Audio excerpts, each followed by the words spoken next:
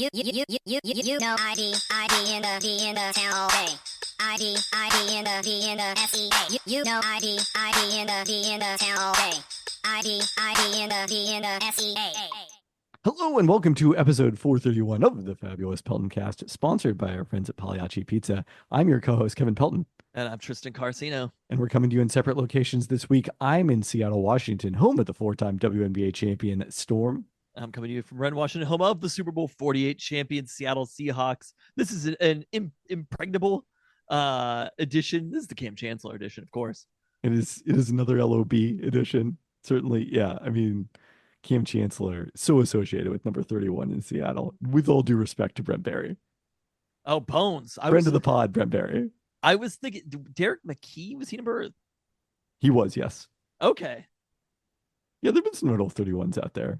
But Cam just like so associated with 31, with a championship, with this city. He's still out there in scratch ads with Richard Sherman, the two members of the Legion of Boom who are in the Those Seattle ads area. are kind of awesome. They kind of nail it back to back years. Yeah. So, yeah. Cam Chancellor. Love it. Well, football season is upon us. Somehow I did not put either Brent Barry or Derek McKee in my spreadsheet, but did put Tina Charles for the Storm, who Tina Charles tonight against the Seattle Storm. Revenge game. Had her first career triple-double in the first in the history of the Atlanta Dream. There you go. In a losing effort. But this is, of course, the last weekly podcast that we do before the football season starts. We'll be previewing the Husky season, I assume, at least a little bit. A little bit. I mean, I don't know that we're going that in-depth on it. But we're going to a football game this weekend. That is the plan, yeah. It's been a long time. I mean, much longer for me than you. I don't, because you attended Seahawks games. The last game I attended was the Apple Cup. So it was November the last time I attended a football game. Wow. Okay. I'm excited. I'm ready for it. I've been out there getting every fall item. I got a pumpkin spice muffin today or whatever. I know that you're not ready for this. Oh, if there's absolutely not. If there's one thing that I know about you, it's that you hate the seasonal creep and people being excited about the fall. I mean, it's not fall is the worst of it because, as you know, I'm not a fall person. I am a summer. Literally person. The best season. I don't understand how we could be raised literally in the same house at the same time, and that you could end up not being a fall person. Weird. I like it when it's sunny and warm all the time. I don't know. Everything about fall is perfect. Call me unique, except when it rains constantly. It doesn't really rain constantly. Spring, I am not a spring person. But spring things are getting better. Fall things are getting worse. It's That's all why about... fall is bad. Hashtag bad. This is a hill that you're going to die alone on, and the fall is bad hill. Nobody else agrees with this. I don't think I'm dying alone on this. Football to get us through in fall. Spring, you got nothing. The NBA playoffs? March Madness. See, that's the thing is you care about spring sporting events and I care about fall sporting events. It was funny. Luca got concerned about baseball season. This feels like after the podcast talk. He was concerned about the baseball season because he's starting at practice again. And I'm like, dog, you don't play a game until March at the soonest. And I'm like, we have seasons to get through. Literally. More than a quarter of your life will take place before you play a game. I'm like, when March Madness has started, then you can start getting nervous about baseball, but not in August. In August, goddammit, we are not getting nervous about baseball. I was like, are you nervous that school is starting? And he's like, no, it's the parent meeting for baseball. And I'm just like, absolutely not. That is unacceptable. Call me when the dogs are in the NCAA tournament. Oh, which ones? There's going to be one. What do you mean? There'll be a dog. Yeah. I guarantee you. The and if there isn't a dog, then we could pretty much just mark that one down now. I was wondering about the Georgia dogs because I don't know if Tay's gotten into Georgia basketball yet. Not a ton. Sticking to football. Sticking to Carson Beck. Massive Georgia football game this weekend. Did the Phillies end up getting a hit? The Astros didn't actually no hit them in the blowout win this afternoon, did they? Did they? I didn't even know they were close to it. And they were up 9-0 and throwing a no hitter at one point today. I don't know. That was when I was listening to the Mariners broadcast and getting The updates. Phillies still did pretty good service for us this week. Yes, cannot complain, 100%. But we'll get to that later in the podcast. The Phillies, let's see here. I guess I'm not looking I at mean, I this in didn't the right hear that there place. was a no hitter, so I'm sure there wasn't. I would They have preferred they there was did a end up no-hitter. with 2 hits off of Arrighetti, who was no hitting them for into the eighth. So both of those came in the eighth inning, and the Astros won 10-0. Well, you know what we do in August? Let's celebrate a couple of legends. Hello. We're toasting to Megan Rapinoe and Sue Bird, who were both honored this weekend. Sue answered one of my questions on one day by referring to her and Megan as a power couple, Wow. which is a real power couple move. I agree. I actually don't think it is. In fact, having to tell people that you're a thing is a not power couple. Move. I'm No, so sorry. it was the opposite. It went all the way back around, and it was like it's so obvious they're a power couple. Even she can acknowledge they're a power couple. Okay, fair enough. Fair enough. Uh, Megan Rapinoe had her number 15 jersey retired before the Reigns game against the North Carolina Courage on Sunday with me in attendance. Well, Sue had a stretch of Second Avenue North leading up to Climate Pledge Arena, running past the Science Center, renamed Sue Bird Court in a ceremony Okay. on Monday morning. Wrote a news story about this for ESPN. It is currently honorary. Next month, the council is expected to vote on it, and when they approve it, then it can become a permanent name change to Sue Bird Court. So very exciting to have both of them. Did they in choose town. court as the thing because of the pun? I believe that was part of it. They didn't want to do Way because it intersects with Lenny Wilkins Way, which was previously renamed outside of Climate Pledge Arena. And then she was asked, "What about Sue Bird Pass?" And it turns out the answer is that, like, from emergency services perspective, pass has to define a specific type of road Yeah, that is a that's pass. a little yeah. I hadn't even thought of the pun. That was the Sue Bird Pass, though. I feel like I let everyone down on that one. All right. Well, also at that Rain game on Sunday, we are toasting to Rain coach Laura Harvey, who recorded her 100th career NWSL regular season win. She's the first NWSL coach to that milestone. We're toasting to Pete Carroll, who will teach a class at USC next spring, he told KJR-FM last week. Carroll also said he's advising a few teams known in the NFL. And again, made it clear, as it has been ever since the day it was announced, that his advisory capacity for the Seahawks is complete BS. Why did they do that? I don't even get it. Like, what is gained by doing that? They didn't fire him. They didn't want to embarrass him by firing him. Oh, how embarrassing. Did we hear what the class is about that he's teaching at USC? And no details as yet. We'll know more when it is on the syllabus. So, like a motivation class? Like what would I mean, I feel like Pete could definitely teach some form of psychology class, I think, based on it. That was what his grad work was, I believe, at the University of the Pacific, if I'm correctly remembering. Win Forever in psychology from my last reading. Pumped and jacked psychology. There's definitely a discussion of Maslow's hierarchy of needs in Win Forever. Like all good books. Every book. A toast to form weirdly does not appear at any point in any of the pro basketball prospectus books. That's why they're not good. Yeah. Poorly rated. A toast to former Sounder Victor Rodriguez, hero of the 2019 MLS Cup win in front of home fans on his retirement. Rodriguez was the MVP of that win after scoring the second goal off the bench as the Sounders beat Toronto FC 3-1 to actually cap his 3-year stint in Seattle. That was his final game for the Sounders. The Spanish native finished his career playing the last 2 seasons in the India Super League. Fair enough.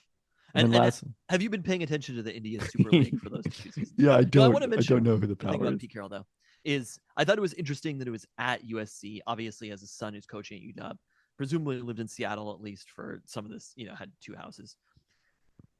Pete Carroll is a USC legend. If you have one coaching job that even though he won a Super Bowl in Seattle and was maybe the second best coach in the NFL for the last decade, Pete Carroll is USC legend. Pete Carroll, that is front and center of Oh, yeah. who he is. And seeing that he went back there was kind of like, I don't wish to imply that Pete Carroll is ever going to die, but that the USC coach leads his obituary. I guess it's, the two NCAA championships and a Super Bowl and the limited number of coaches who have won at both levels. But USC coach is definitely. But front and I center. really think if you chose, and especially with some distance from it, I think if you look back and say, what is the one defining job for Pete Carroll's career? It is USC, which is kind of strange that he came here and coached for, a decade plus and won a Super Bowl in Seattle.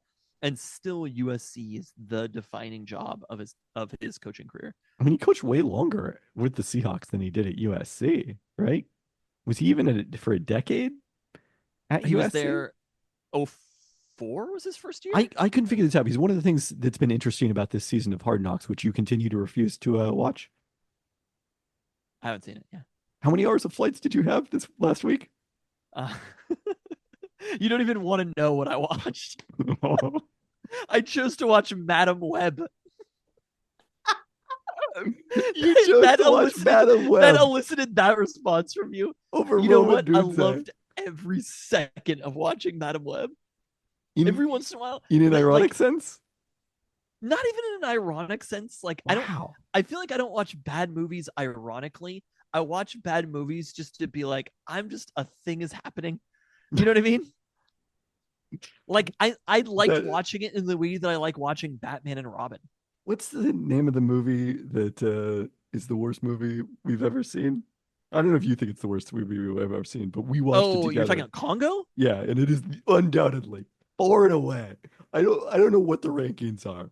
I really hated the movie Bringing Down the House, or whatever they called the movie, 21. I don't know. Oh, I thought you were talking about the Queen Latifah and no Steve Martin movie. Is that called Bringing Down the House? It might be. I don't know the names of these things.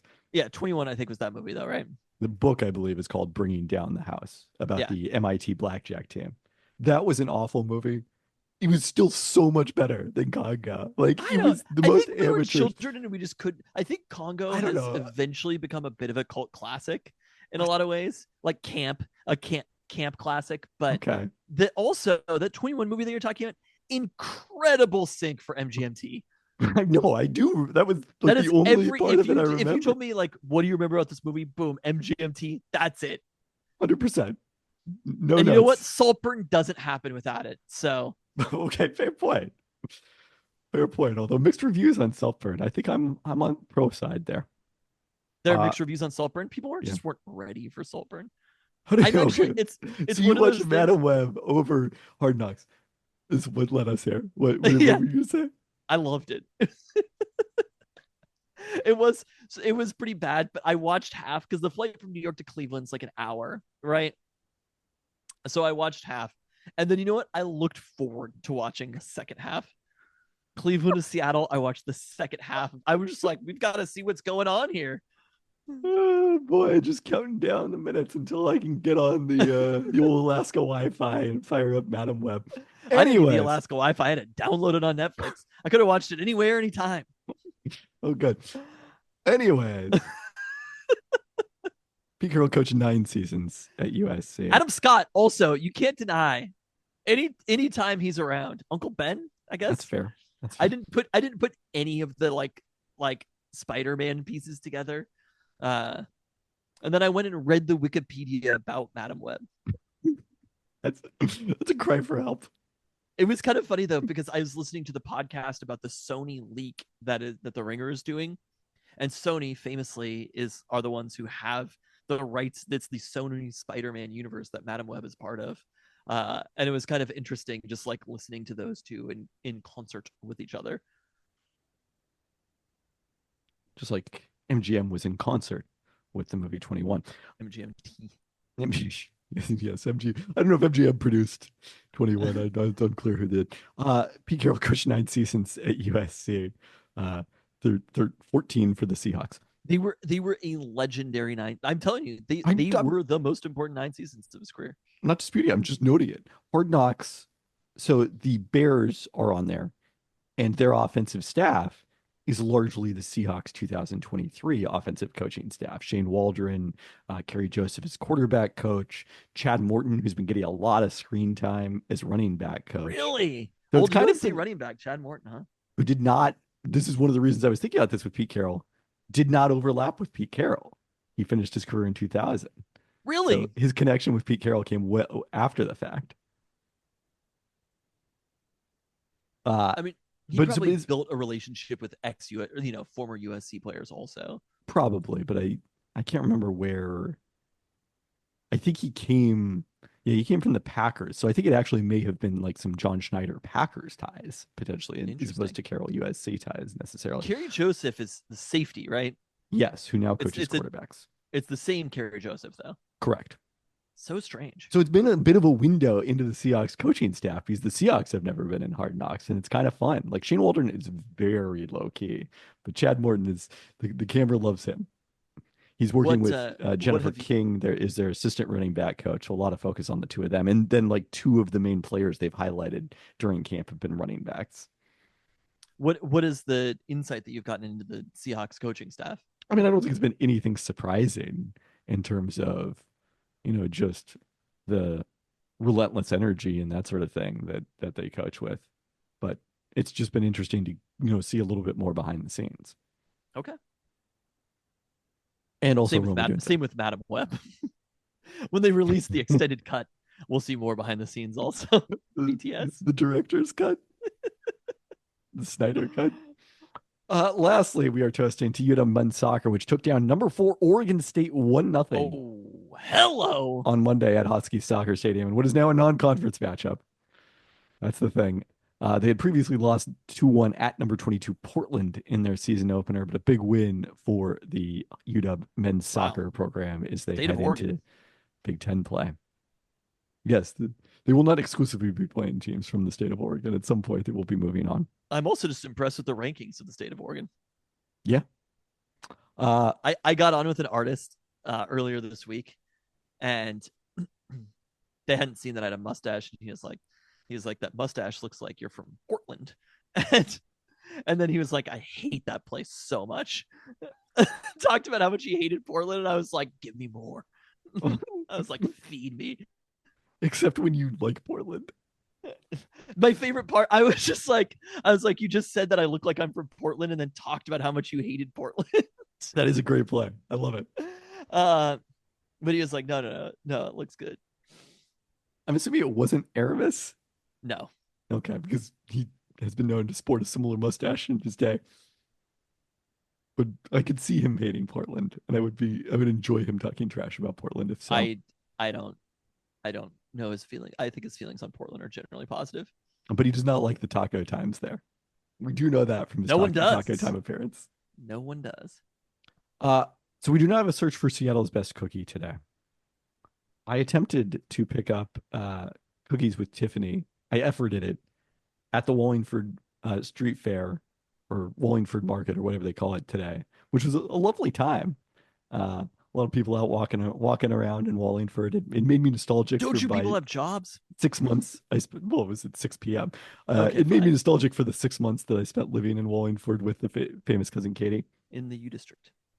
And so I was going there because Cookies with Tiffany said that they were there. It turns out they no longer are at the Wallingford Farmers Market. But the helpful person at the information desk who told me this did tell me that Zilberstein's had cookies there, and their cookies had been mentioned on the Discord, so I wanted to try those, and I picked up a couple of those, but they didn't have the full set. So, and then one of the cookies I bought turned out to have nuts. It was not advertised to me as having nuts, but it did. So I didn't think this was worth like you reviewing right now, but I do think we are eventually going to have to get there to try them out. Okay. Is my analysis. So that's my update. But I had, let me see here. I had the cornflake marshmallow cookie, as well as the Burt Gilman cookie, an oatmeal cookie made with cashews, cranberries, and honey. So I thought the cornflake marshmallow cookie was better, but they also have a chocolate chip and a black and white. So curious to try those. Okay. You tried some cookies though on your trip when Yes, you New weren't York watching City Madam cookies. Web. Anyway, so I put down Madam Web for a second. I was like, I'll have to return to you in a moment. Because when you're in Brooklyn, you have to watch cinema.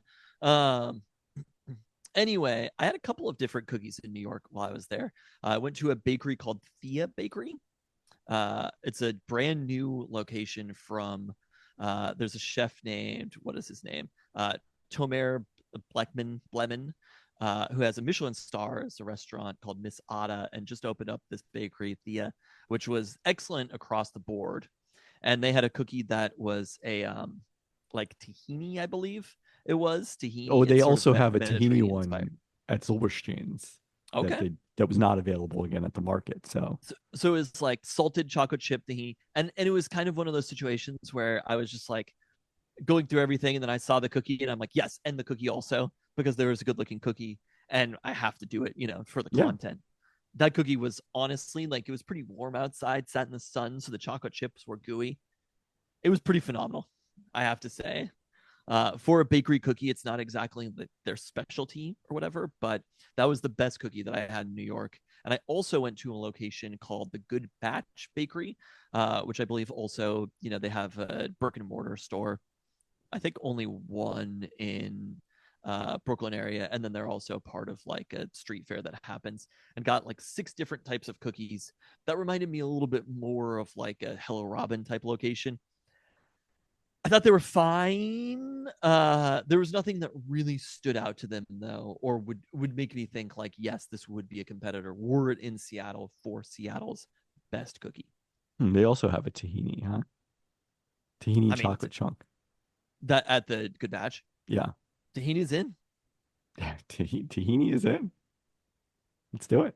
We one of the ones from the location on Portage Bay had tahini, right? Or they just had sesame streets. Maybe they Same didn't have bread. tahini. Yeah, That one was incredible. I I still agree. actually, I've, you just say that, and I'm like taken to a place. Man, that cookie was good.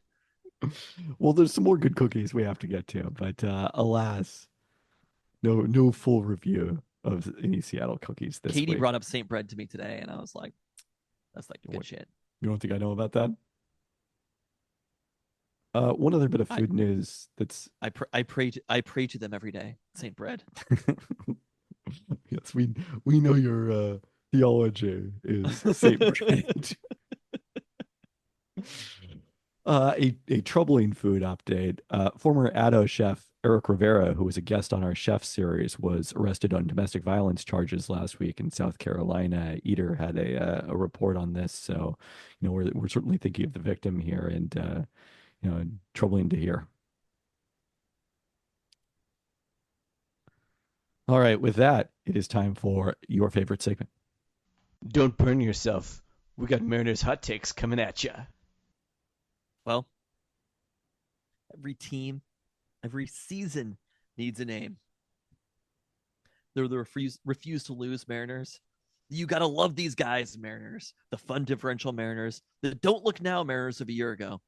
And thanks to a few swift coaching changes, we now have our 2024 name, because this is the dream of the 90s Mariners. Remember in the 90s when the Mariners played scrappy baseball, stealing bases, manufacturing runs, putting pressure on the opposing pitching staff? The dream of the 90s is alive in Seattle. Remember in the 90s when the Mariners came up with timely hits from unlikely players, pesky left-handers like Doug Strange and Luke Raley now helped them with huge comebacks? The dream of the 90s is alive in Seattle.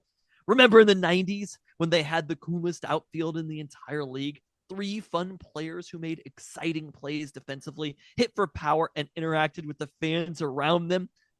The dream of the 90s is alive in Seattle. Remember in the 90s when Dan Wilson and Edgar Martinez were on the team?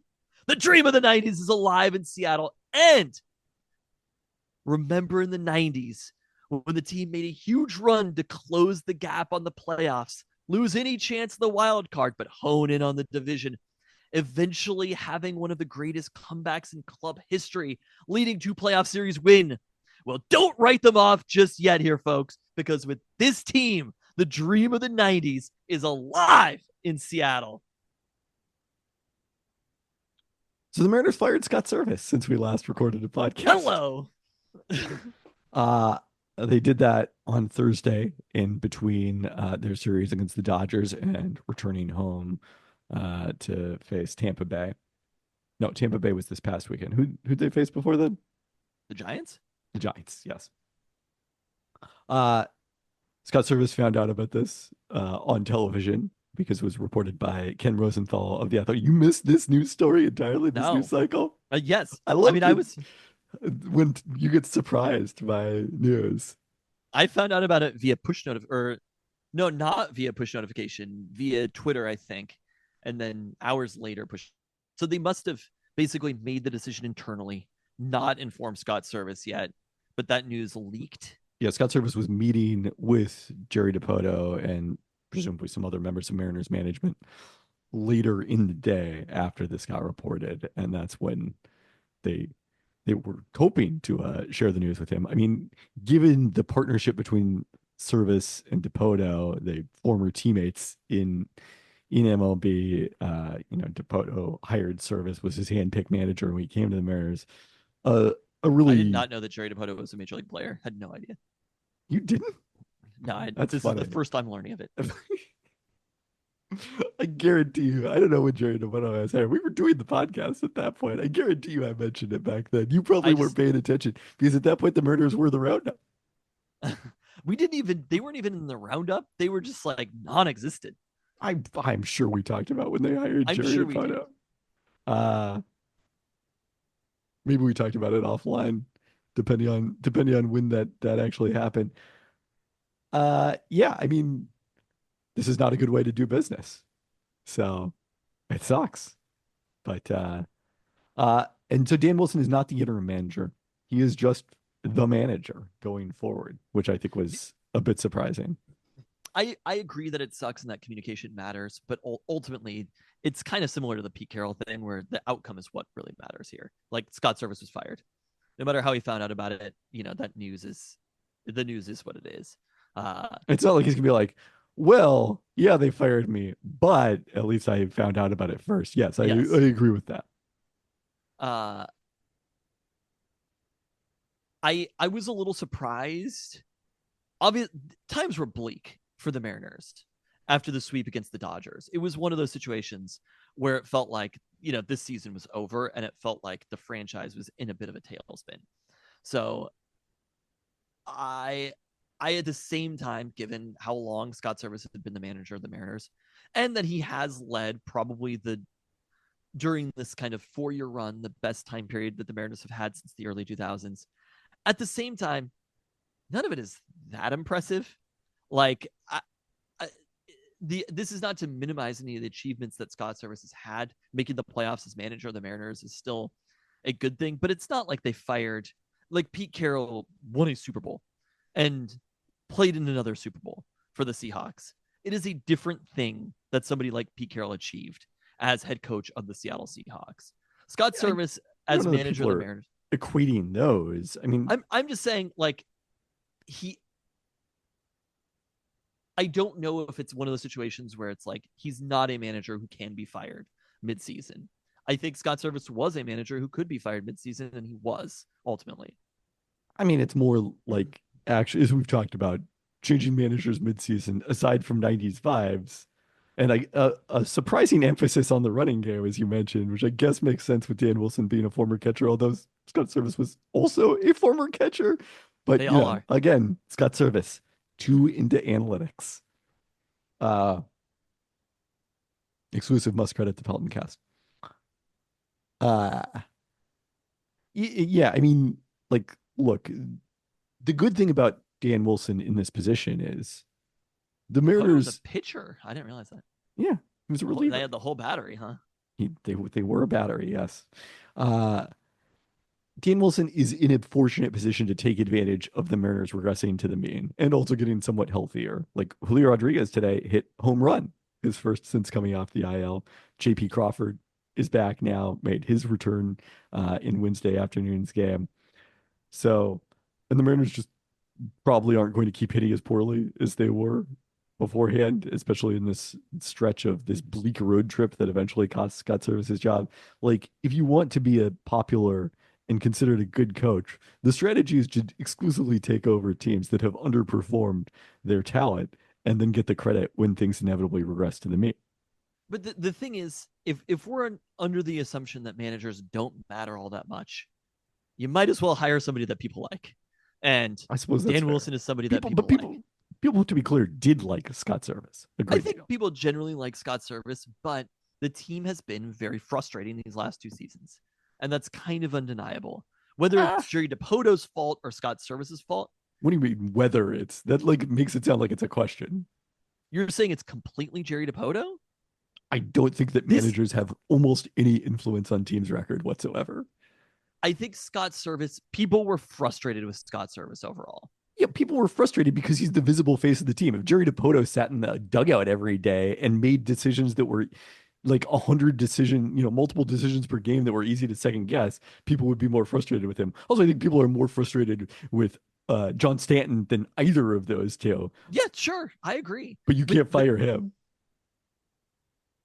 I think it was time to make this change. We could see immediately the difference of how different Dan Wilson is going to be, for better or worse. Dan Wilson is not a new school manager. With your talking about the emphasis on stolen bases, looking at it, I believe they've had 10 stolen bases in the 6 games that Dan Wilson has coached. They were averaging 0.1 stolen base per game before then. They would be top in the league. I mean, stolen bases are back in to a degree analytically, right? I mean, with the new pickoff rules, like I think they've only been caught stealing twice in that time period. Julio got thrown out today, right? Yeah, Julio was thrown out. That's one of them, and I think Dylan Moore got caught stealing. Not a hit and run. It was 2 strikes. Yeah. But you did see it in the game. I mean, I thought they were going to win this game in the game Tuesday night when it was 0-0. Robles steals third. They throw the ball to the outfield, and then he scores. It's like there is a value to stealing bases and putting pressure on the pitching staff, especially because you just can't throw over as many times as you could. I mean, I don't think I would have easier now than it was before. I don't want to position Scott Service as like anti-steals. He oversaw the Chaos Ball team of 2022. That team had a very different roster than this year's roster, which is much slower and more strikeout prone. They're 3 true outcome ball. There's also been a lot of bunting in the Dan Wilson era. that I think is a more legitimate Scott Service was. But also, this. it kind of worked. I was a little frustrated about it, and they like advanced the runner, and then I can't remember which. Maybe this is Sunday's game. They like bunted, advanced the runner, and then had a hit, and then the runner scored. And I was like, well, all right. Like, who's stolen the most bases in the AL by far? Who's that? Tampa Bay, who's a very analytical team. So, again, I think they're in. Mariners are 5th in the AL in stolen bases entering today.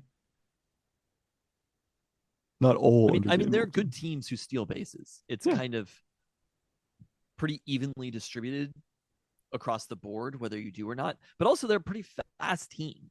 So, but that's what I'm saying is I think a lot of it is, well, they traded for Randy Arozarena a couple of weeks ago. He has to actually get on base to have a chance to steal, but he's done that more during this homestand, thankfully. And they re-signed. They're playing Victor Robles to re-sign Robles. Julio is healthy.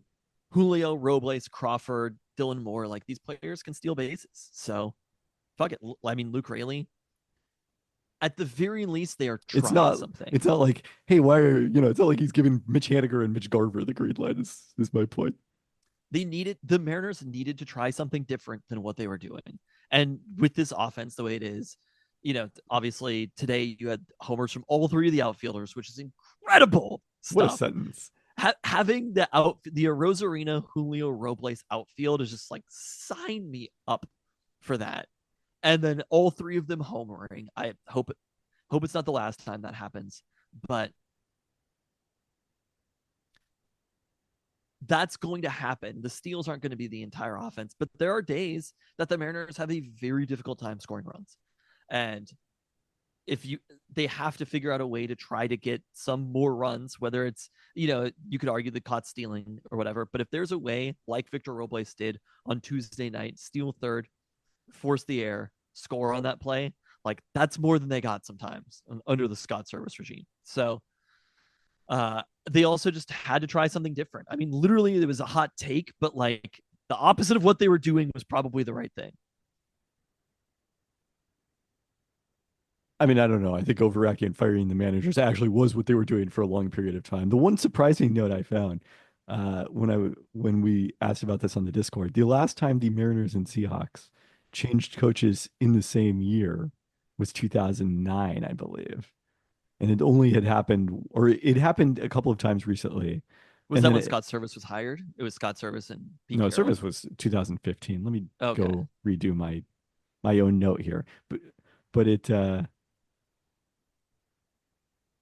okay, so it was 2011, but it hadn't happened until 2009, even though the Mariners were like constantly firing managers for decades and decades. Were they though? I mean, Other than the Lou Piniella era. yeah, Lou was the manager for quite a while, right? I mean, they had their first above 500 season in franchise history and fired the manager. So that's the way they were operating for a long period of time. The Mariners made a lot of coaching changes. Who was that manager again? Bill Plummer. Bill Plummer. Okay. So in both 2009 and 2011, they both had new coaches. So they both have new coaches.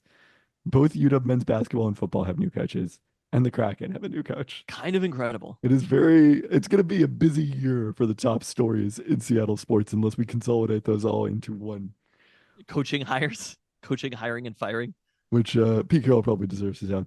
So the Mariners have won 4 of 6. They've won both series since Dan Wilson took over. Still hasn't made a huge dent in their playoff odds. They're at 18% right now per Fangraphs. 3.5 back of the Astros. The Astros they have a weekend series with the Royals. Yes. And the Mariners play the Angels this weekend. So there's a chance that they could come out of this, a game back realistically.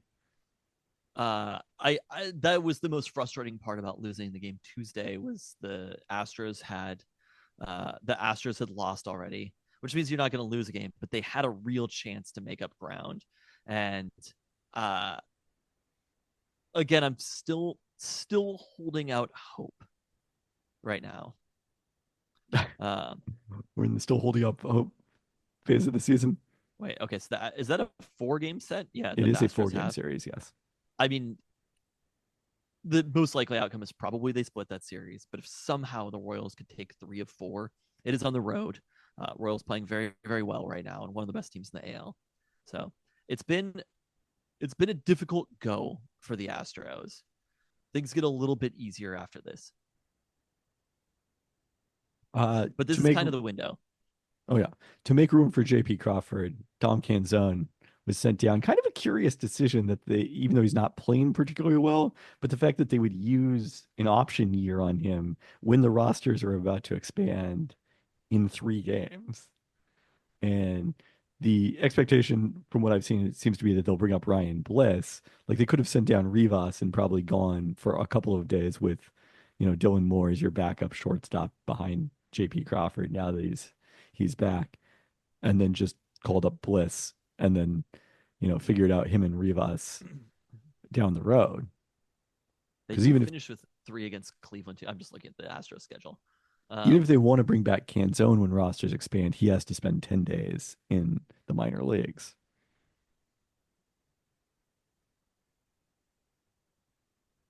Would Rivas have had to also? Yes, but I'm saying that you would have been replacing him with an infielder if you call up Bliss either way. And then Rivas has already used his option year. He's already been up and down to the minor leagues, whereas Canzone was not. But we'll see how important that it ends up. Canzone has not hit particularly well since he's come off the injured list. Anything else on the Astros schedule? There are a couple windows. Obviously, you look at the end of September, the 3-game series against the Astros. You basically just hope in that series. It's in Houston. The hope is that the Mariners are close enough in that series at the beginning of that series that they could hypothetically end it tied, even if they have to sweep. That to me would be the goal, is that they are 3 or less down in the division going into that series. To me, the wild card is gone. That's not an option anymore. But the Astros are still there, and you kind of have to assume the Astros are going to win something like 2/3 of their games. So the Mariners need to start winning some of these games, I guess, is the main takeaway. Continue. And there are a couple. A winning series is probably not going to be enough. It's a good start because they hadn't for a while, and if they, retroactively speaking, if they'd even taken a game from the Dodgers or won a series against the Tigers, then they'd be in a better position. But Speaking of why they're done in the wild card, they are tied with the Tigers in the standings. wow. They have identical records now. I mean, also seeing them around the Rays, like they're lucky overall because those teams are not competing for playoff spots. The Tigers and the Rays, they're lucky because of the division that they're in, that there's even a prayer to make the playoffs. But they've been on the opposite side of that as well, and they are in that position right now. So 3.5 games with as many games as are left, and a relatively easy schedule from this point. I'm actually surprised the playoff odds aren't slightly higher. I did think they were going to be closer to like 1-4. All right, let's get into the roundup, starting with some Kraken news, as they signed Matty Beniers to a new 7-year, $50 million contract as a restricted free agent. Beniers hit free agency at age 21. He'll turn 22 in the fall. The Calder Trophy winner is Rookie of the Year in 2022-23 with 24 goals and 33 assists. Beniers saw that drop off to 15 goals and 22 assists in his second full NHL season, seeing his shooting percentage fall from 16% to 11%. So Kraken hoping that trends in the right direction. Obviously, age on his side to make this a very strong long-term contract. Seattle Sounders. Well, once again, LAFC managed to knock the Sounders out of a competition, this time the U.S. Open Cup. But it was not in as lopsided fashion as we saw in the Leagues Cup quarterfinals a few weeks ago. A tournament that LAFC went on to lose in the final to Columbus Crew. They will again be playing for a trophy in the U.S. Open Cup. It was a competitive matchup at Starfire Stadium, scoreless well into this before the Sounders got called for a handball in the box. A tough call, but it looked like ultimately the correct call from the replays that I saw. And Denis Bouanga converted the penalty to give LAFC a 1-0 lead. I didn't quite, from what I was seeing, understand the controversy over Jordan Morris's potential goal in the late stages and stoppage time that could have tied this one. But Sounders competitive with LAFC, but lose to them once again. In MLS regular season play over the weekend, it was a much better result. They got a feel-good 3 points on the road in Minnesota last Saturday, their first MLS matchup since before Leagues Cup. Jordan Morris opened the scoring in the 11th minute. Jackson Reagan scored in the 28th minute. Loons did equalize both times, but the Sounders eventually got the winner on an Albert Rushnak screamer in the 75th minute to win this one 3-2. They are up to 5th in the Western Conference standings, albeit behind Vancouver in points per match because the Whitecaps have 2 in hand. They are 7 points clear of the playoff cut line and 3 points up on the team from hated Portland, the Timbers, ahead of Saturday's matchup down south. They won 2-1 at Providence Park earlier this season, their first win over the Timbers since August 2021. Portland comes into this one number 2 in the MLS in goals scored, but has allowed the 8th most goals. Their matches have featured a total of 32 more goals between both teams in an identical number of games to the ones involving the more defensive-minded Sounders. At least they're having fun out there. They are playing very eventful matches in Portland. Seattle Reign FC, we talked about this in the top in the toasts. They earned their first win in NWSL play since May 3rd. Snapping a 9-game winless streak that included 4 losses and 5 draws, including 4 consecutive draws heading into the Olympic break. Besides for a big crowd turning out to honor Megan Rapinoe, we also got to see the Reign debut for Anna Maria Crnogorcevic as a starter, and then Nerelia Mondesir and Jalen Howell coming off the bench.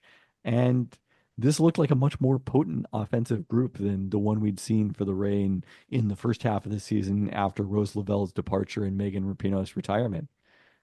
And there's definitely a point in this where it was like, you know, uh, like there's a number of players who can create advantages offensively, and that just wasn't really, it felt like, the case for the Reign in the first half of the season, where they did create some opportunities and struggled to finish them. Serena Gorsevic, her work rate was really impressive in person, created a number of opportunities.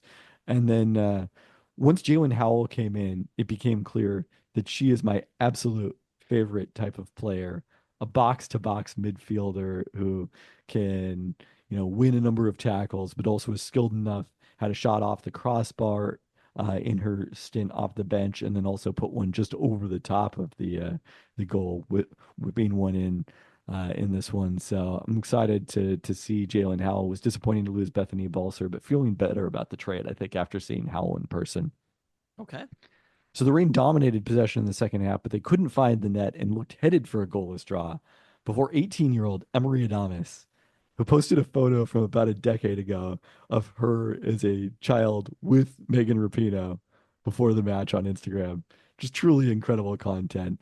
Sent a header in that went off the post, was mishandled by Courage keeper Casey Murphy for what was technically an own goal, but certainly celebrated in the stadium is a goal for Adames, who went to the corner flag and hit Megan Rapinoe's iconic celebration pose. It was just a terrific moment to cap what was a very fun night, starting with the jersey retirement ceremony pregame. They they had an all-female team of I don't know what the technical term is, but parachutists who came in before the match. That was pretty awesome to see. It was a lot of fun being out at this Reign match. The weather held. It was nice. All right. So this weekend, Howell was headed back to face her former team, Louisville. It'll also be a reunion for the Reign against Bethany Balcer this weekend. Going to be interesting for these two teams to play so quickly after the trade. All right, well, speaking of feel good, the Seattle Storm badly needed a win on Wednesday after losing at home on Monday to the Washington Mystics, a team that is likely headed to the lottery, although they're suddenly back in the playoff race with a bit of a post-Olympic break surge. Skylar Diggins-Smith was emotional, profane with the media in her disappointment with how the team came out, and Washington was able to start that game with a big lead after the Storm had a 5-day break. I guess I buried the lead, which is, hey, the Storm signed Gabby Williams since we last recorded a podcast. We sort of anticipated this might be happening, but it is official, and she debuted for the Storm against the Mystics, got the start on Wednesday night against Atlanta with Jordan Horston unavailable due to illness. So a lot of excitement going into that first Storm home game since the Olympic break, and then kind of a really big letdown with how they came out and with how they eventually lost that game. Wednesday against Atlanta, the start was totally different. Jewel Lloyd hit a couple of threes early. Nneka Ogwumike hit one, held a double-digit lead early, but Atlanta worked their way back in the second quarter. And then down the stretch, it looked like they were going to win this one. They went up 4 with, I believe, a minute 40 left in the game. Storm finished it on an 8-0 run, got a 3-point play from Nneka to pull back within one. And then under 30 seconds left, trailing, they use a reset to advance the ball and call it play. And Jewel Lloyd comes off a Nneka Ogwumike's screen to hit the go-ahead 3-pointer. Gabby Williams then pays it off defensively with an incredibly athletic steal of an inbounds pass. Storm make their free throws, finish on an 8-0 run, and get a win they needed. So that now keeps the Storm a game ahead of the Las Vegas Aces in the standings. Just as the Storm have come out slow after the Olympic break, after having a number of players involved in France, so has Las Vegas, which had 4 players on the U.S. team, plus Megan Gustafson also participating. I can't remember off the top of my head if they had anyone else. And, despite having an opportunity to move ahead of the Storm, Las Vegas now a game back in the standings in that all-important battle for the 4th and final home court advantage spot in the WNBA playoffs. Yeah, and it's interesting. I wanted to ask, I mean, there's a handful of games left in the WNBA regular season. right now, when you look at it, point 10 differential games left for wise, both of those teams. record wise, you would say that the Storm are in a pretty solid position. But then looking at the future schedule, knowing that they play the next 4, 2 against the Liberty, 2 against the Sun, there's a Yep. chance they lose all 4 of those games. Very plausible. And then another playoff team after that, they play the Mercury. So I mean, that's the next half of the upcoming schedule is against teams who are going to be in the playoffs, and then 6 out of the 10 remaining games are against playoff teams, including those teams who are ahead of them. There are only 3 of them, but teams that are ahead of them in the playoffs right now. There's not parity across the WNBA at the moment. You know, when you look at the I mean, differential, actually, it feels a little bit that way after the Olympic break, because one of the things that's happened is Washington is one of these teams, Atlanta too, although the Storm managed to beat them today. And then Indiana and Dallas. Dallas was the team that beat Las Vegas on Tuesday night to keep the Storm ahead of them in the standings. So and then Los Angeles, which has been the league's worst team, took down New York on Wednesday night in a shocking result. So it does feel like there's a lot more parity out of this Olympic break. things have been shaken up a little bit. But Some of these teams got healthy, okay, but you'd still rather face them than face New York and Connecticut. I would agree. It's not only your next 4 against them. They host the Liberty and Brianna Stewart on Friday night, and then the next 3 of those are a road trip to back-to-back set in Connecticut and then at New York. So that's going to be a tough one. They basically need to find their way to 500 in those 4 games, you know, because the Aces are right there, obviously, and to stay in that 4th seed is going to be pretty difficult overall. At the same time, you have to say that throughout the season, the Storm have a legit chance in the Western Conference. I know the Lynx have been playing very, very well lately. I think they've won 7 in a row, but in conferences don't matter in the WNBA. it's all one table. One table once they get there. So if they're the 4 seed, they have to play the 1 seed. Correct. Eventually to make it to the finals. And they make it to the finals, I don't think is a particularly realistic outcome for the Storm right now. There's almost no chance of catching the Sun at this point. It's pretty unlikely. I mean, you have to sweep those 2 games against them, I think, to have a chance to catch them. And Vegas' schedule is pretty friendly the rest of the way. They have Connecticut twice and New York once, but those are their only game. I guess I'm looking at the 2 Indiana games is easier, but the Fever have also been surging lately. Not a team necessarily you want to play right now. I think it's an interesting position that the Storm are in right now. But I think much like you're saying about the Mariners and that they want to get to that series against the Astros with a chance, the Storm want to get to the game against Las Vegas on September 17th, the second to last game of the season for both teams, in position where, they would tie the season series if they win that one at home. And, it's a 2-game swing in the standings. I don't think you want to just be in position that like you're not eliminated by that point, because the Aces finish with Dallas and they'll probably at home and they'll probably win that one. But if you're in a situation where you're tied going into that one, or down a game and have a chance to actually claim the tiebreaker and win a tie, then you're feeling pretty good about the situation. Both of the games against the Sun are on the road, though. Yep. I think this might be insurmountable. It's definitely not Storm, insurmountable. To get to the 3 seed. To get to the 3 seed? Yes. Yeah, that's basically what I'm saying. Unlikely. Is getting to the 4 seed, but I'm a little bit like, yes, hosting. I don't want to think of the season as just, which eventually they're going to have to play the Liberty. Also, so it's not like you're going to fall down to 6. So one way or another, you have to play the Liberty. So I don't know, maybe you want to play them earlier, but I kind of feel like getting to the 3 seed, to me, nobody else is that scary. So the BBI projections will not be updated until tomorrow. The Storm had a 5% chance of getting into the top 3 entering tonight's game. I mean, those Sun games are going to have a massive swing on that, though. Connecticut did lose tonight. They lost to Indiana, so chances went up surely a little bit. But you look at it point differential wise, what's the difference between them? It's not significant, really, between there are slight, I guess it's about a point between 2, 3, 4 into 5, right? The Liberty are much better than all these teams, though. Yes. I don't see those other teams as unbeatable in the playoffs. I think the Lynx are kind of outperforming their ability at least slightly right now.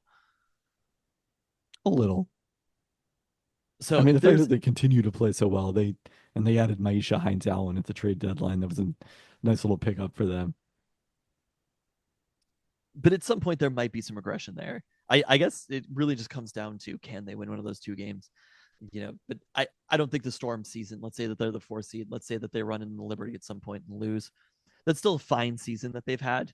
I think there is the chance of doing a little bit more here, though. And I guess from what you're saying about the second half of the season, there has been pretty significant parity. Yeah, it's shaking things up a little bit. I mean, even tonight with the Liberty losing to the Sparks makes me feel, differently about things than if we had recorded this last night. Okay. Well, I think the Storm are in a pretty solid position then. If they're the 5 seed, what do they have to do at that point? So then I mean, if you're the 4 or 5, like a matchup with Las Vegas is very likely, but the way the WNBA format is, the 4 seed would host the first 2 games of that, and the 5 seed would have to win one on the road to get it back home for the deciding game 3. So it basically is, right now, the most likely outcome is it's going to be Storm Aces in the first round. Correct. I mean, it's just a matter of whether that series starts in Seattle or Las Vegas. The Mercury probably aren't catching either of those 2 teams, and the Storm Mercury Aces probably tonight, aren't catching the Sun. Yeah. So really, what we're playing the rest of the season for, realistically speaking, barring something unforeseen, Mercury need to hold off Indiana. All of a sudden, Yeah. it's only a half game back in the standings. they're playing for home court against the Sun or against the Aces at the moment. Yep. And then if you win that, you have the privilege of playing the Liberty. Yep. Is that a longer series though? That's a best of 5, yes. Okay, so you actually, at the very least, you guarantee, a couple of, or a home game. Correct. All right, we talked about this at the top. It is game week. The college football season is upon us. Florida State has suffered an embarrassing loss. The college football season love to see it. is upon us. Busy. They're too good for the conference that they are. I like really 500 feel like against. Florida State has kind of become like the number 1 villain across college football. They're an easy punching bag, I would say. So the Huskies open the Jed Fish era Saturday night against Weber State. They are ranked 31st by ESPN's College Football Power Index coming into the season, projected for 6.4 wins on average, which seems about right. I think going into their first season in the Big Ten with a lot of new faces, like 6 or 7 wins is the reasonable expectation. Sure, that's fine. I'm not taking anything from any of this Husky football wise. I think that is reasonable.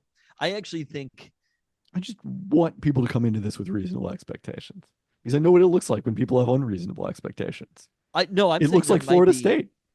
There are a couple of different ways this could go. I think Will Rogers could be better than we think. And I think Jed Fish could be a great coach. I also think there could be some of these Big Ten road trips that are a lot harder than we think. And there is a difference. I was talking about this with Katie earlier today. The Huskies have not fared well in the desert. The Huskies have not fared that well at altitude. And fortunately, neither of those things is going to happen. But we haven't seen that much of the Huskies traveling west to east to go and play a place like Iowa. I just think there are some Big Ten road games that the atmosphere, everything about it is going to be a lot harder than we imagine.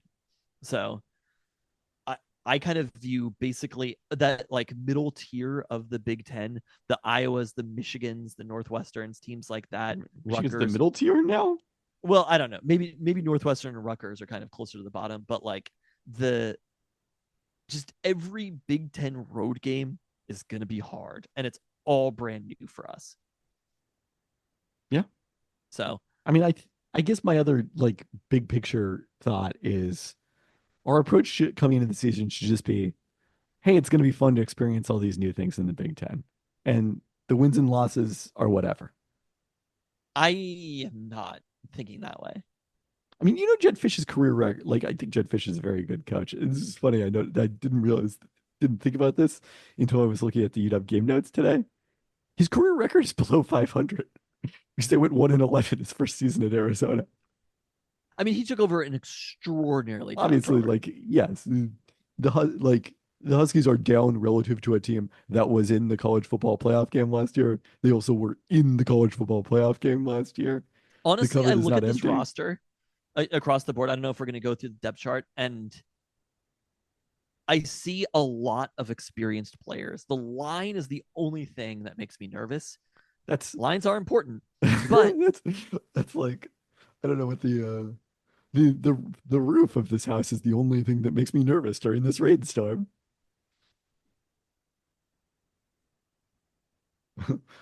You're taking a wildly inexperienced line and not necessarily like extremely talented on paper line to go play in the Big fucking Ten. I don't know if you're aware of this. They're known for having good offensive and defensive lines. That's a thing. yeah, I don't know. But I do think when you look, there are a lot of experienced players at skill positions. I think Jonah Coleman is going to be. I think we're going to love Jonah Coleman. Oh, without question. And Will Rogers has thrown more passes than anybody. No matter how far they've traveled down the field, Will Rogers has thrown a lot of passes. The receiving core, despite the fact that they're losing 3 wide receivers who are drafted, when you look at that receiving core, Jeremiah Hunter, Denzel Boston, Giles Jackson, it's a pretty solid receiving core. So there are pieces in place right now. Probably, I think the team could be slightly better than people realize. I mean, I hope so. Again, I just want to be pleasantly surprised. Sure. But it's really right now, all we can do is take it one game at a time. We're just playing a game. They're just playing a game against Weber State. And if they win that game, that'll be, I assume they will, hope they will. But I'll tell you, we've been through worse. We sure have. So I don't want to take anything for granted. We have literally seen probably the worst loss in UW program history within the last 3 years. In a season opening game against a team from the Big Sky Conference. Yes. You mentioned the experience at the top of the wide receiver depth chart, which I do feel very good about. Behind them, it's a little bit more of a question mark. Kevin Green Jr. is not expected to play until after the bye week, according to Jed Fish, after suffering an injury during the open scrimmage. And that means the 3 backup receivers on the depth chart are all freshmen. Redshirts Keith Reynolds and Rasheed Williams, and then true freshman Audric Harris, who looks like he'll be in the rotation from week 1. There are 4 other true freshmen listed on the 2 deeps, some of which are either or is backups. Those are obviously Damon Williams Jr. at quarterback, who sounds like it won't be terribly surprising if he plays outside of blowouts a little bit in some form or fashion early in the season. And then Paki Finau at left guard, Decker DeGroff at tight end, and Kamori House at linebacker. Anything else you want to note about the depth chart? I guess the other notable, Javon Parker being listed as a starter on the defensive line was, I think, of a bit of surprise to the observers who follow the team. And then I think the most interesting thing to me was that Elijah Jackson was listed as an or starter with Ephesians Prysock, who seems to be clearly the number 1 corner for the Huskies, rather than with Thaddeus Dixon, who it had kind of been assumed he was competing for a starting job with. Although Thaddeus Dixon, I believe, is also listed as in or on the depth chart. And I do not remember. Darren Barkins, is that right? That sounds plausible. Okay. We'll see how this all plays out on the field. I mean, I think we have a pretty good sense. It's probably going to be Thaddeus Dixon and Ephesians Prysock on that one. Not Elijah Jackson. I think Elijah Jackson will play a lot. Like, it's not, this is the thing. Other than maybe quarterback, like who's first or second string isn't really that important. Like, there's been so much talk about the fact that Carson Bruner has not been a starter. And it's like, okay, but he played a lot. He played like 40% of defensive snaps last season. That's the other piece. It's one of those things of, again, going to the Big Ten. I'm much more concerned about the defensive line than I am the secondary. but that might be a problem. Yeah, I mean, I certainly think if you look at the strength of this team on both ends, it's probably the strength is farthest away from the football and the weakness is closest to, or the farthest away from the line of scrimmage. No, I guess the football. Just And like the, one more year in the Pac-12. But they don't even you play look at the Oregon State. secondary between Prysock, Ephesians Prysock, just superstar, chalk it up, done. Elijah Jackson, Cam Mickeylanen, Mikel Esteen, Thad Dixon, Jordan Shaw, Nickelback. and then Tubatala, Carson Bruner. Like this is it is a more experienced secondary than people are giving them credit for right I would now. agree with that, yeah. And I think people are approaching this Husky team as like no one's coming back, which there are obviously a lot of very good players who are transfers in the NFL right now. There are still experienced players who played in these games, who played in the Pac-12 championship, who beat Oregon, who played in the college football playoff, who played in the national championship. They're Or transferred from players. somewhere else. Or also like Ephesians They got a Prysock lot was of playing transfers in important games with Arizona. So I think, again, I don't view this as a complete starting over right now from what they'd built in the past. It's a transition for sure, but I don't think it's a complete starting over. Yeah, I don't think it's a complete starting over. I think it's I definitely actually also don't think it looks that different than it would have had Kalen DeBoer been the head coach. 100%. Like some of the names are different. Yeah. And like I mean, think the maybe offensive line we would feel a lot different about. Parker Brailsford, Nate Kalepa, Julius Buelow would all be here rather than starting in the SEC. So you would feel a Yes. lot better about the offensive line. That's the biggest difference. Is we've talked about Jabbar Muhammad versus Ephesians Prysock. That's something of a wash. Upgrade.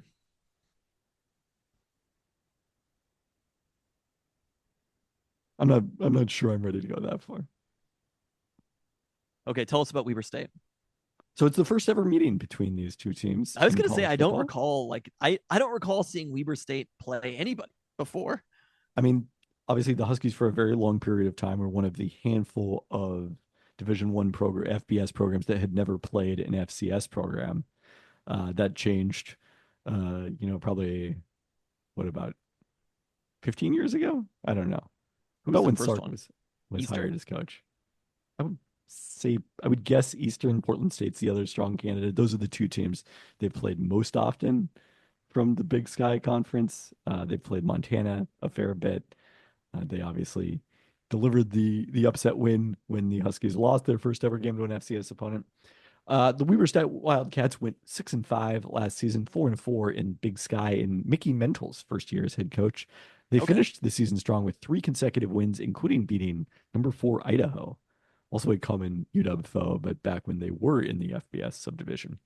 That came after true freshman quarterback Richie Munoz took over for the final 5 games, throwing 10 touchdown passes in that span. Their former starter, Kylan Weiser, had just 2 in the 7 games that he started. They are ranked number 22 in the Stats Perform FCS preseason poll, 6th in the Big Sky preseason poll. 4 of the top 8 teams in FCS coming into the season are in the Big Sky Conference. Weber State returns 9 starters, a couple of notable ones. Besides Munoz, defensive end Braden Wilson was an all Big Sky pick last year, while running back Davey Bigston was an honorable mention pick in 2022 before injury cut short his 2023 season after 5 games. It's honestly so surprising to me that there are players who performed pretty well in the Big Sky Conference and didn't transfer. Yes. This is fair. I think a lot of them tend to you get to that 5th year of eligibility, or that if you can do a grad transfer year, that often is, I think, what happens. I mean, or you just wait around until the offers are a little bit better, like play one more year at Weber State, beat up on some small teams. Right. And if you're Richie Munoz, maybe go get a much better offer than you would have. Like, rather than having to transfer. Again, we'll see how good Richie Munoz is, but rather than having to transfer to a small FBS team, then work your way up, it's like maybe he can just move to that team after next season. Possibly so. So the Huskies are 27.5 favorites in this game. FPI gives them a 91% chance of victory. Do we want to do percentage chance of victory for the first time this year? I mean, I suppose so. I'm going to say 95%. Yeah, I feel like it's probably about 95. That seems about right. Let me give you another percentage chance. What's that? Percentage chance that UW is down or it's a little bit too close at the end of the first quarter and I start freaking out. Was it an opening week last year that we freaked out a little bit? Like Oh, that yes, it was. they In an- figured out Ryan Grubb's scheme. It's over. Undefeated season. We panicked in the first quarter of that season. You remember when Pete Carroll was like toughen up to Seahawks fans?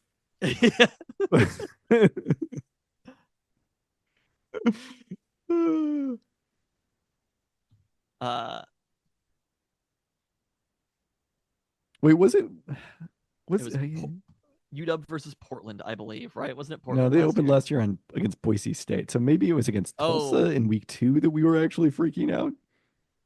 No, I think we freaked out against Boise State too. Yeah, I guess they were up 14-3 after the first quarter against Tulsa, so it probably wasn't then. Maybe it was they were down 6-0 at the end of the first quarter against Boise State. 56-19. Subsequently scored 28 points in the second quarter. You know what's so funny though? I was telling Luca because he was talking about that. I have zero recollection of this game. It's only the vaguest recollection for me. I gotta be honest. I think it was hot and all the children were there, and I was kind of just paying attention to them. Oh, look at that, George Alani. Yeah, running back for Boise State. Seahawks practice squatter. But FedEx ended up throwing for 450 yards and 5 touchdowns. Safe to say. Dylan Morris threw a 31-yard touchdown on his only pass, although I may have been out of the stadium by that point. I'm just saying, when you're down 6-0 in a game that you eventually win 56-19, like they were underperforming in the first quarter. I look forward to after the first quarter of the Seahawks also season. Disliking Dylan Johnson too. 7 carries for 12 yards. You were very out on Dylan Johnson. I was like, let's all remain calm here. Yeah, well, I did not remain calm. Thank you. Mm. And look, they'll have all these players who caught passes from last year. Roma Dunze, Jalen Polk, Jalen McMillan, Shaq Westover, Jeremy Burnett. I believe not as Cuevas is gone also, right? Yes, Cuevas is gone. And Culp is gone? He is gone. He, I think, exhausted his eligibility. Not a single player who caught a pass in that game will be returning for the Huskies. I mean, Giles Jackson caught many passes. They just happened not to be in that particular game. He was hurt at the beginning of the year. Devin Culp was drafted in the 7th round. Did he make the Buccaneers roster? Oh, yeah. We got drafted by the Bucs. I forgot about that. Yeah, he is on their 53-man. Shouts to Devin Culp. Well, should that naturally transition us to talking about the Seahawks cutdown day? It does. Yeah. So they are returning 14 catches for Giles Jackson, 5 for Denzel Boston, 2 for Rashid Williams. And Jeremiah Hunter did have a lot of fucking catches for Cal. Man, I remember Denzel Boston having way more than 5 catches. I don't know that I remember that. Jeremiah Hunter had 62 catches last season. Everybody starts somewhere. So it was a busy week of transactions for the Seahawks ahead of the cut down to 53 players, starting with their trade of edge J.R. Taylor to the Bears for a 2025 6th-round pick. Taylor was on a 1-year non-guaranteed $3.1 million deal signed as a restricted free agent. He had 21.5 sacks in 3 seasons with the Seahawks, peaking at 9.5 in 2022 before dropping to 5.5 last season, and represented as a 2nd-round pick, the final member of the 2020. What year was that? 2020 draft class who was with the Seahawks. I'm just noting about Roma Dunze. We expected basically nothing of him going into a sophomore year. He wasn't somebody who was not that he's going to turn into Roma Dunze, but he had 41 catches for 400 yards in 2021 and then exploded to like 15 yards per reception in 2022 and over 1,000 yards. So shit can change. It is certainly true. Gerald Taylor though. You know, many derided the Pelton cast for its negativity on the 2020 draft recap with Zach Whitman as third Pelton brother. And there were certainly some moments for that group, but it is, and like some of them did get paid. Jordan Brooks got paid this year. Damian Lewis got paid, but it is fascinating that none of them are still Seattle Seahawks 4 years later. Fascinating. That's not the word you would choose. It's fascinating. The Seahawks may have thought they were all set at edge before Uchenna Nwosu suffered an MCL sprain on an illegal chop block on Saturday. An injury that typically carries a timeline of 2 to 6 weeks. Good news, Seahawks did not place him on IR, and John Schneider said he doesn't anticipate needing to do so, meaning Nwosu expected to return within the first 4 weeks, but his availability for week one certainly in question. And just before that was announced on Monday, the Seahawks then sent their own 6th-round pick to the Jaguars for edge Travis Gibson, also a 2020 draft pick of the Chicago Bears in the 5th round. So Gibson, 11 career sacks. He had 7 in 2021 for the Bears, just 4 since then, as he's not been quite as productive. But we'll see if the Seahawks can get more out of him than took place over those last few years. And certainly adding some depth. I mean, there's some other players who are going to have to step up in this position. I think the most frustrating part is that Uchenna Nwosu, after coming off injury, Right, just getting healthy. getting re-injured again. It'll affect the team on the field, but it's kind of just brutal for Uchenna Nwosu too, that to have it happen on an illegal block in a preseason game. I mean, it's just. I mean, it definitely wasn't something like a planned situation. It was just like he was getting past the block he was on, and the running back came over, and I can't remember exactly who went high and who went low, but that's the situation where it is. There are certain situations in which chop blocks are legal. That was an illegal one that was flagged, and that was why it's a dangerous play. Football, and it's a dangerous sport overall. And I'm not sure if I see the value in having played starters. It literally any player being injured is worse than whatever rust might happen by playing in the first regular season game without having played a preseason game. It's not worth it. Your position remains noted. The head coach of the last 2 Super Bowl champions disagrees. The other Seahawks Andy Reid? Yeah. Okay. They play their starters, don't they? I don't know if they still do. They definitely have. The Seahawks also traded cornerback Michael Jackson. Patrick Mahomes. Well, yeah. That's all the reason. More reason not play your starters in the preseason. I agree. Mahomes getting injured is not, with all due respect, as big a deal as Patrick Mahomes. I think Uchenna Nwosu would acknowledge that. Need players like Uchenna Nwosu more than the Chiefs do. I suppose so. And I mean, quarterbacks are much less likely to get injured in a preseason game than somebody like Nwosu. I suppose. Seahawks traded cornerback Michael Jackson to Carolina in exchange for linebacker Michael Barrett, a rare challenge trade of Michael's. Barrett was a rookie 7th-round pick out of Michigan who played under Mike Macdonald during his year as Wolverines defensive coordinator. Subsequently did not make the final roster after playing in the preseason finale, is part of the practice squad. So this mostly seems to be a case where the Seahawks knew they were going to cut Jackson, and they did him a solid and got something out of it. Jackson set to start in Carolina under former Seahawks coach Dave Canales. There you go. I mean, good for Mike Jack.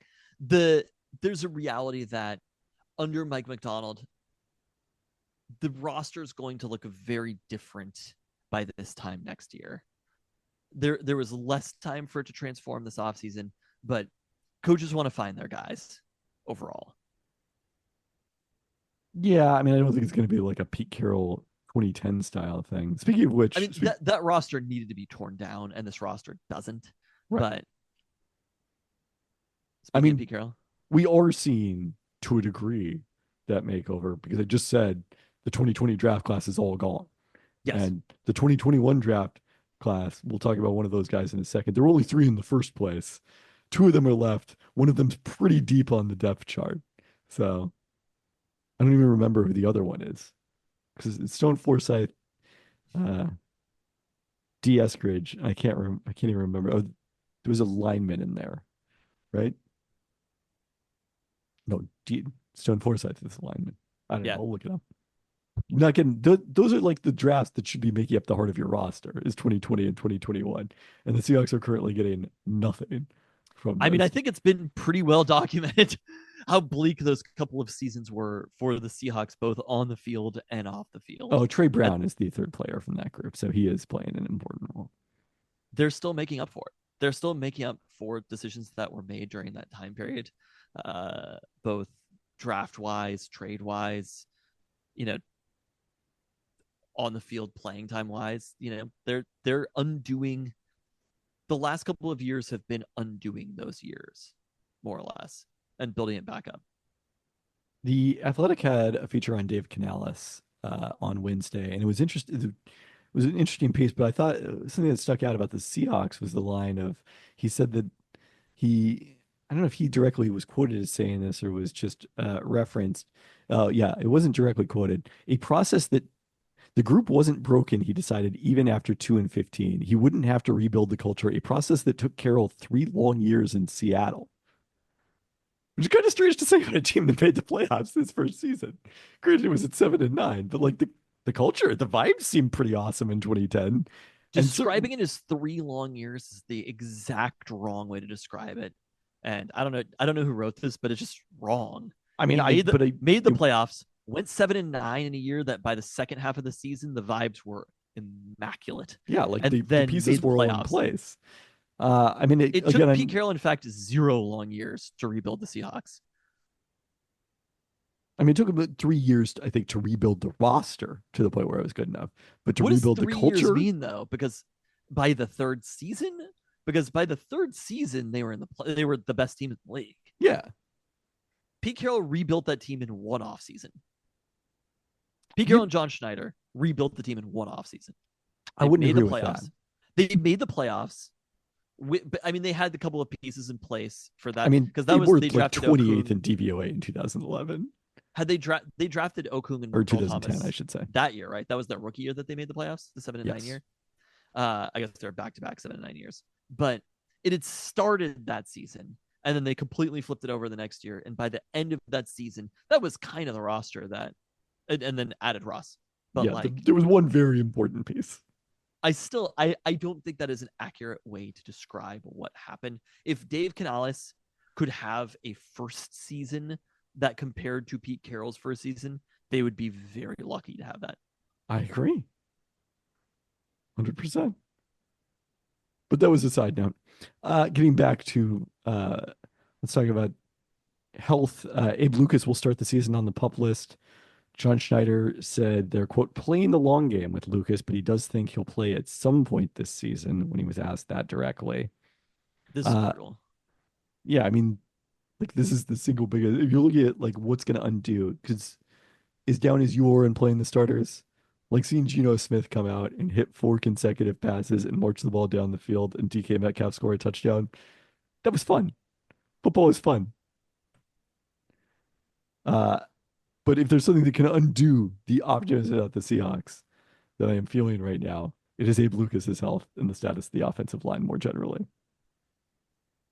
Besides Nwosu, Schneider said center Connor Williams and safety Rayshon Jenkins question marks for week 1 due to their injuries.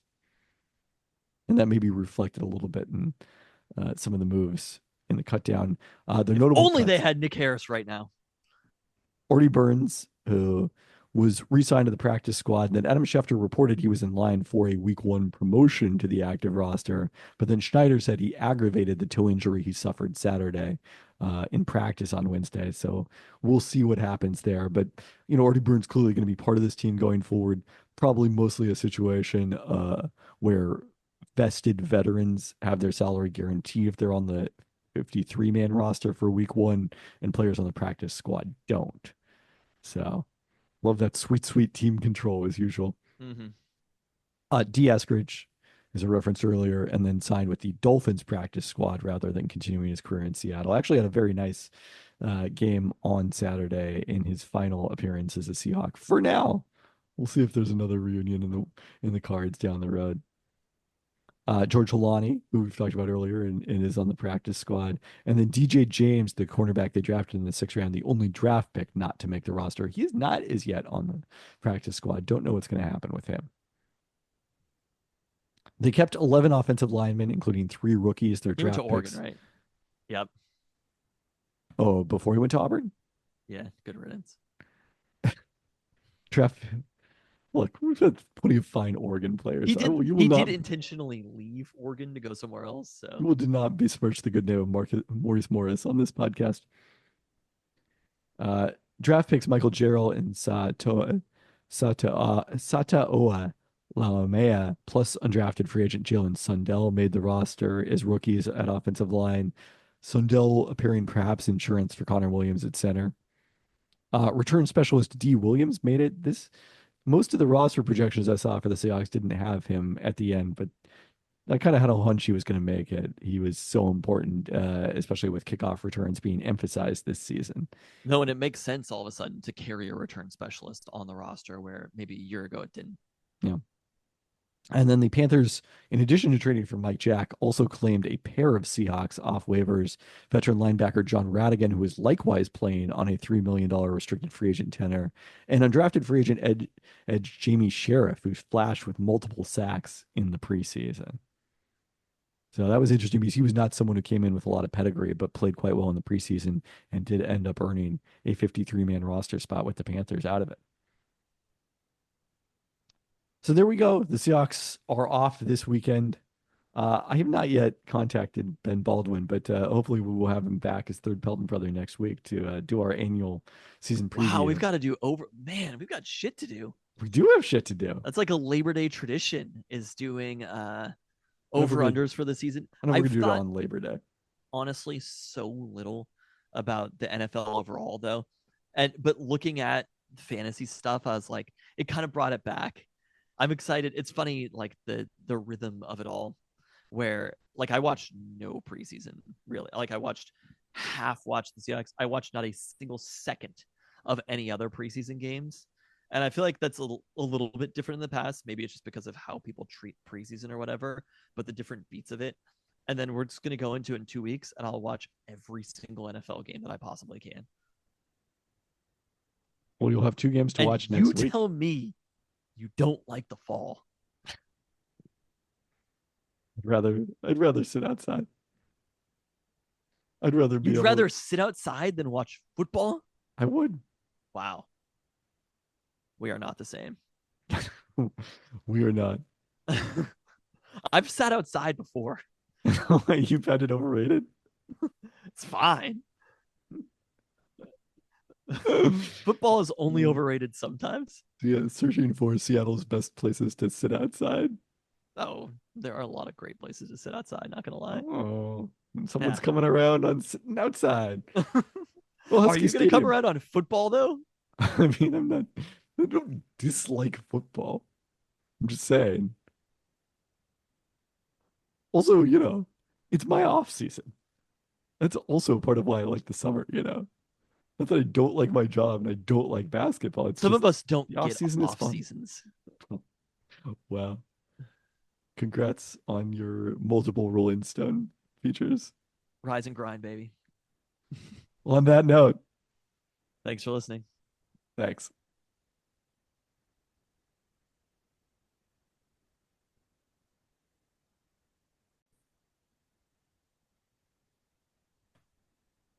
Are we gonna talk fantasy football at all?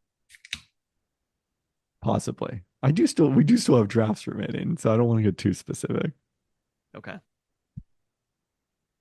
It's not further players. It's mostly just like, did you have a strategy going in, or how do you Are you gonna make see? your own projections?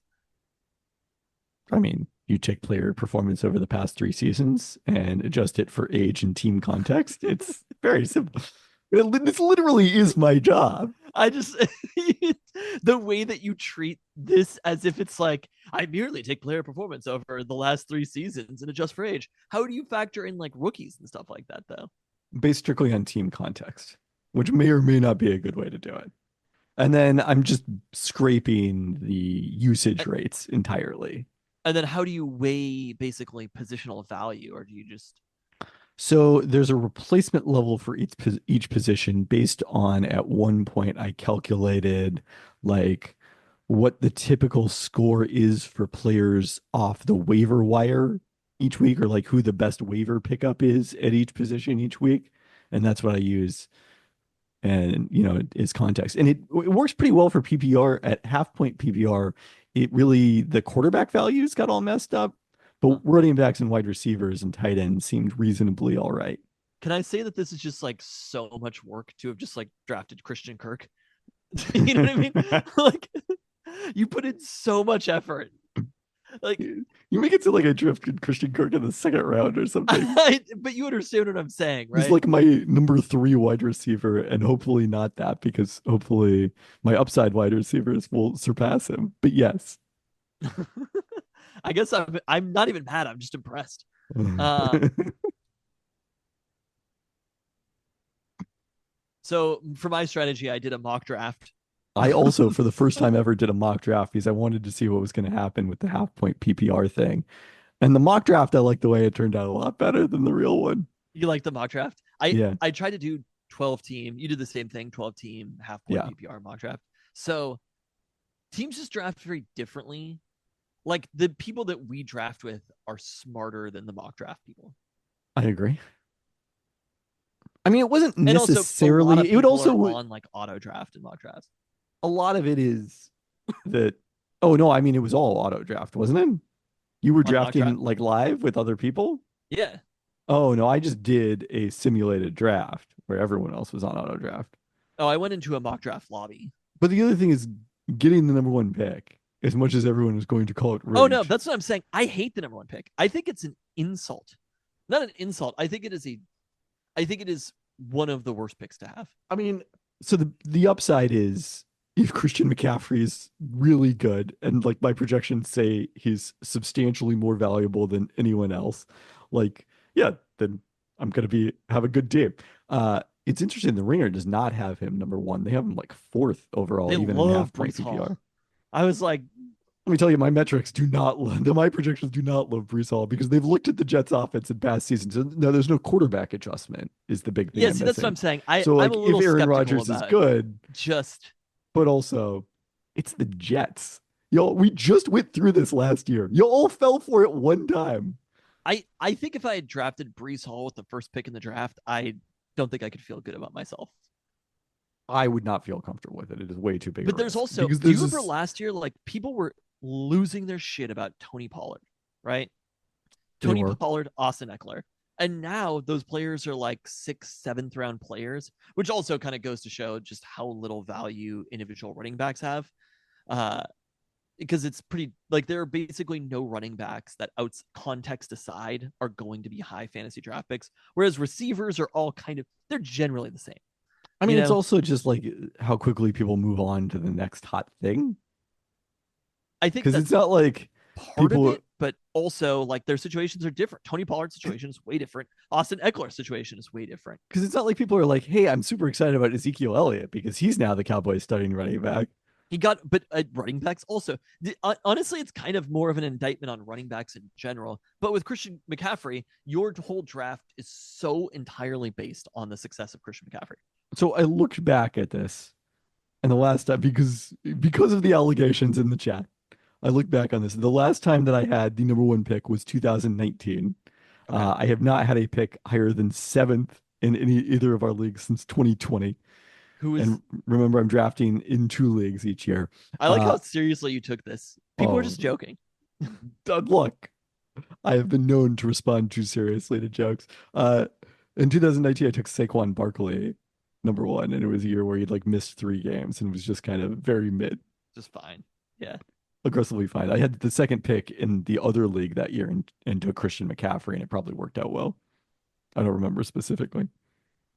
You did have an interesting question about like which players you've had on your team the most. I do kind of want to scrape the ESPN data and come up with that, but I'm pretty sure the answer is Keenan Allen. And It has to be Keenan Allen. Mike Evans is way up there. You do like Mike Evans. Do you have either of them this year? I have neither. I mean, Keenan Allen, I'm like now is like a stay away for me. Because you know that all those targets are going to Rome, baby. Of course, I definitely drafted Rome in the mock draft I did, and Jalen Polk. So my basic thinking was after doing the mock draft, there are a ton of wide receivers that I like further down in the draft, and there are basically no running backs that I like after the very top. See, I felt when it actually played out in practice, I did not feel that way. Like there was a ton of running backs that like, yeah, I could start him and it'd be fine. They're doing the actual draft. That was my strategy going in. I was like, basically, no matter what, I'm going running back, first 2 picks. And then that honestly was kind of just to like let myself off the hook so that I can just take a million wide receivers after that, where I'm like, cool, check, done. You know, I've got these positions handled, but there aren't even like a lot of great flyer running backs, I feel like. I have a Just because list of 5 player running backs. I well, drafted 2 of them. You drafted one of them. One of them I don't think got drafted at all, intriguingly, but maybe misremembering on that one.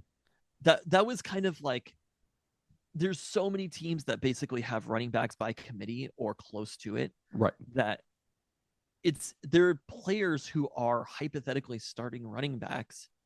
I mean, even the Ezekiel being one of them until I guess I don't know about Dalvin Cook or whatever, but like he is the starting running back for what is probably going to be a very good offense. But you just know so many people are going to get carries, and he doesn't. He's not going to get a ton of receptions in the half point PPR, and it's kind of like he'd be fine Yeah. as your second running back. So the other thing about the picking first, which I think is what you're complaining about, is that like if you want a specific player, you have to either like hope they're still going to be there when you pick, or maybe reach for them like 10 picks before they should go, Yes. which ended up happening to me with one of my picks that I think was roundly mocked. So I don't want to get too far into it because Wait, we still have another draft to go. who was it? And Though? it involves the people who listen to this podcast. Roundly mocked. Roundly mocked. But like that player was on my list. There wasn't anybody else I loved. So I was like, well, I guess I'm going to do it. Even You put in though all these projections and it just spit out Christian Kirk. I actually season, didn't he? I feel comfortable making fun of just using that as an example because you're so concerned about people like snaking your picks. The thing about if somebody like takes one of your picks, it's all like in context with other players. I mean, Does this that make isn't sense? really talking about the first 3 or 4, but again, the context was there wasn't anybody else I liked at that pick. The other thing that I felt like There wasn't was anybody that I thought was better. kind of interestingly, there are almost no like even Sam Laporta, there are almost no tight ends where I'm like, yeah, that tight end is it. I kind of feel like 1 to 12, the tight ends, any of them could be the number 1 tight end this year. I don't wish to comment on the tight end position at this time. Wow. Yeah. I ended up not getting Dalton Kincaid.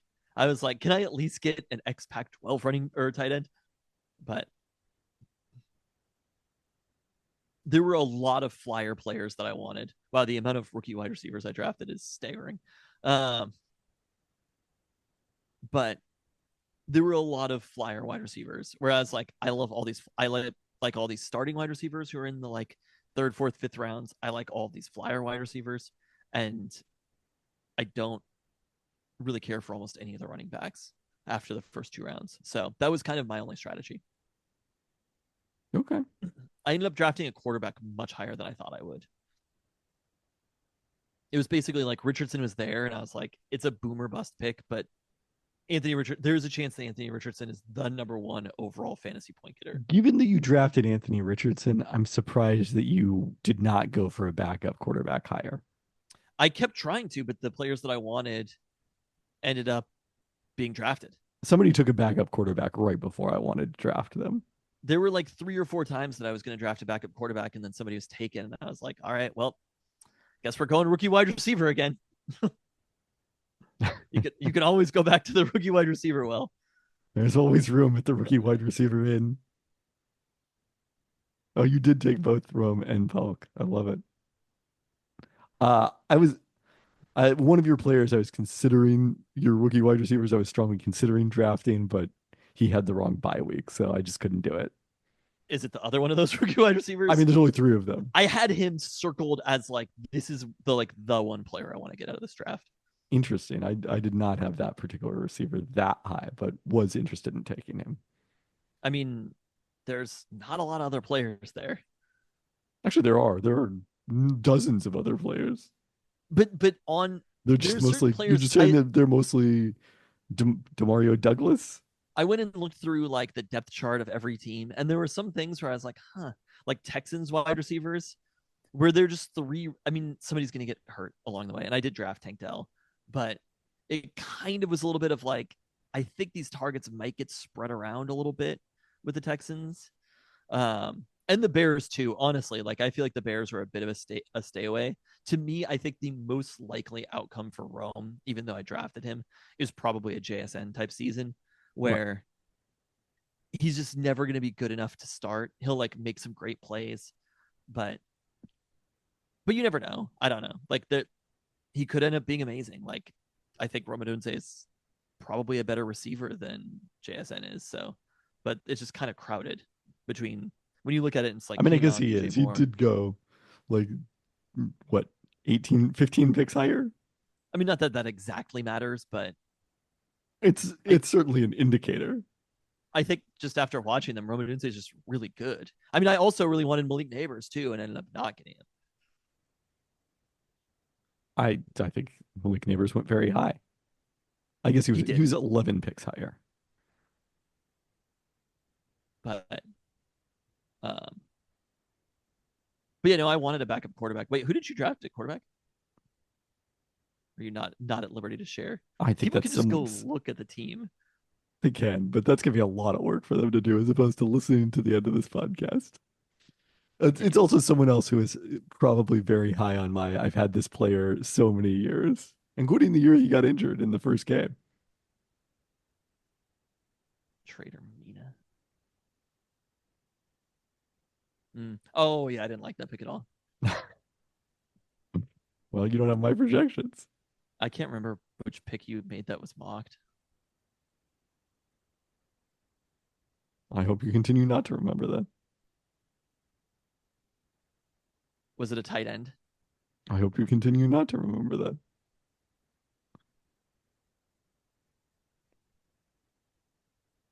All right.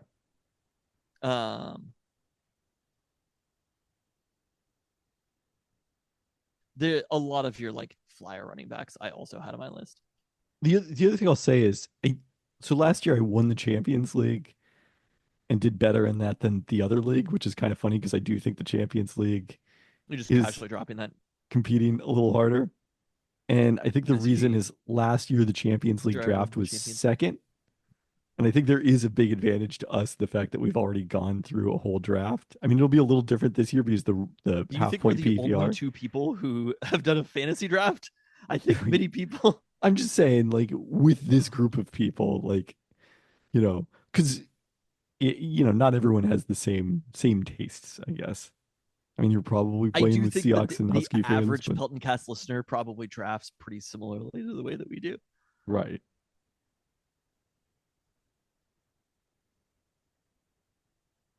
All right.